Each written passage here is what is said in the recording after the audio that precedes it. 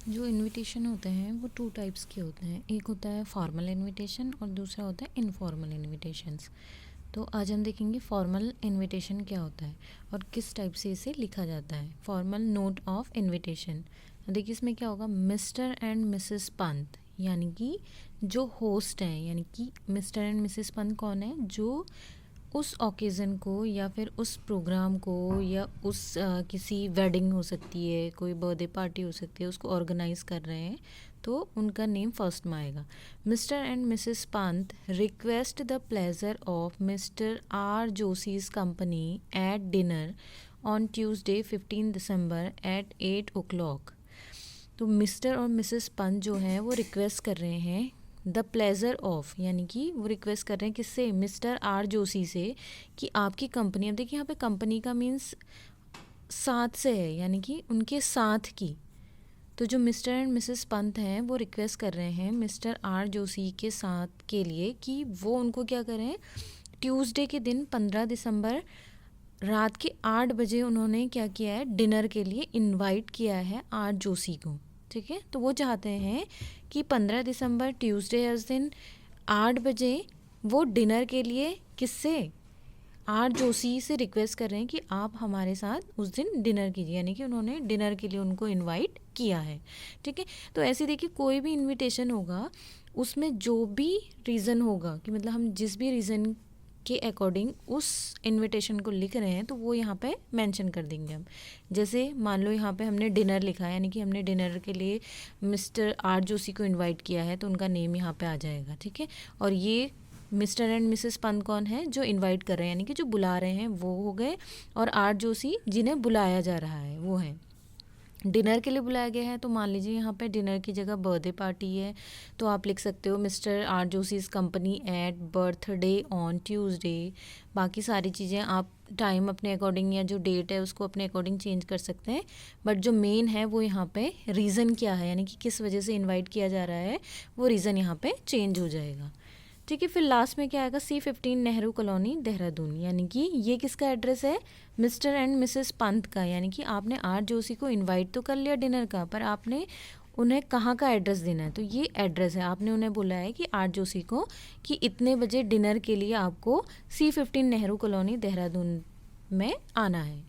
ठीक है, तो ये तो हो गया फॉर्मल नोट ऑफ इनविटेशन, यानी कि अगर आपको किसी को डिनर के लिए, बर्थडे पार्टी के लिए या फिर वेडिंग के लिए बुलाना है तो उसके लिए इनविटेशन कैसे लिखना है। ठीक है, अब देखो कई बार क्या होता है, जब हमको कोई भी इनविटेशन मिलता है तो या तो हम उसमें उस इनविटेशन को अटेंड कर पाते हैं, ठीक है, यानी कि हम उस निमंत्रण में या उस इनविटेशन में जा पाते हैं या फिर नहीं जा पाते हैं, दो रीज़न होते हैं। तो अब हम उसे कैसे एक्सेप्ट करेंगे, यानी कि किसी ने इनवाइट किया है हमें कहीं और उसमें हमें ज्वाइन करना है, यानी कि हम उनसे कह रहे हैं ठीक है हमने एक्सेप्ट कर लिया है आपकी इनविटेशन को, यानी कि हम आपको ज्वाइन करेंगे।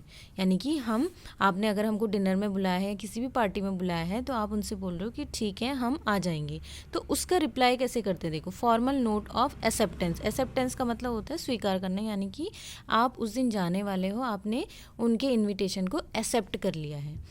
अब देखो यहाँ पे फर्स्ट में कौन आएगा, mister R Joshi has pleasure in accepting. अब देखो यहाँ क्या था, यहाँ फर्स्ट में नेम था जो इनवाइट कर रहा है, यानी कि जो बुला रहा है उसका नेम आया था, फिर सेकंड नंबर पे आया था जिसको बुलाया जा रहा है उसका नेम। ठीक है, अब देखो यहाँ पे क्या है, जो रिप्लाई करेगा वो कौन करेगा, यानी कि जिसको आपने निमंत्रण पे बुलाया है वो आपको रिप्लाई कर रहा है, तो इट मीन्स उसका नाम यहाँ पे पहले आ जाएगा। तो mister R Joshi has pleasure in accepting the kind invitation of Mr. and Mrs. Pant to dinner on Tuesday 15 December at 8 o'clock। ठीक है, अब देखो यहाँ पे क्या है, मिस्टर आर जोशी यहाँ पर रिप्लाई कर रहे हैं कि उनको बहुत ज़्यादा खुशी होगी, प्लेजर मतलब होता है खुशी, इन एक्सेप्टिंग मतलब स्वीकार करने में, द काइंड इनविटेशन यानी कि इतने प्यार से जो उनको डिनर पे बुलाया गया है मिस्टर एंड मिसेस पंत के द्वारा। ये तो वही हो गया यहाँ पे डेट और यहाँ पे टाइम। तो वो कह रहे हैं कि हम, मुझे बहुत ज़्यादा खुशी है कि आपने मुझे डिनर पे बुलाया और मैं आपका ये जो इन्विटेशन है स्वीकार करता हूँ, यानी कि मैं इस डेट में इस टाइम पे इन डिनर के लिए आपके पास आ जाऊँगा। तो ऐसी सेम यहाँ पे आप डिनर की जगह यहाँ पे बर्थडे पार्टी कर सकते हो या फिर वेडिंग पार्टी कर सकते हो या कोई और रीज़न हो सकता है, किट्टी पार्टी हो सकती है। तो कुछ भी जो भी यहाँ पे रीज़न है वो आप यहाँ पे चेंज कर सकते हो। अब देखो यहाँ पे जो एड्रेस है C15 गांधी कॉलोनी देहरादून, ये किसका एड्रेस आएगा? ये एड्रेस आएगा आर जोशी का, यानी कि उन्होंने अपना एड्रेस यहाँ पे लिखा है। तो आप इस तरीके से भी समझ सकते हैं कि ये जो इनविटेशन था, निमंत्रण था, मिस्टर एंड मिसेस पंत ने भेजा था, ठीक है, तो इसलिए उनका एड्रेस यहाँ पे आ गया। अब यहाँ पे ये जो इनविटेशन है, ये एक्सेप्टेंस का, ये किसने रिप्लाई किया है? मिस्टर आर जोशी ने किया है कि मैं बहुत ज़्यादा खुश हूँ कि आपने मुझे डिनर पे बुलाया, मैं इसे एक्सेप्ट करता हूँ, स्वीकार करता हूँ। तो यहाँ पे किसका एड्रेस आ गया? मिस्टर आर जोशी का एड्रेस आ गया, ठीक है, इतना क्लियर है।